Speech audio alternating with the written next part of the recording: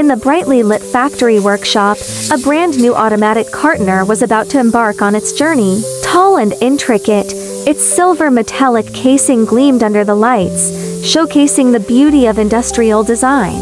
More than just a machine, it represented efficiency, innovation, and countless hours of diligent work. Chengzi knew well that this machine would be shipped overseas, representing the company's reputation. Therefore, each cleaning was not just about removing dirt, but a commitment to quality.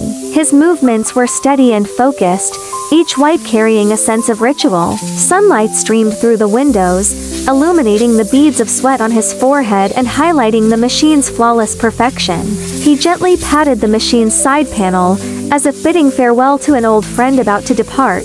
This automatic cartoner, after Chengzi's meticulous cleaning, was ready to welcome its new home and its new mission.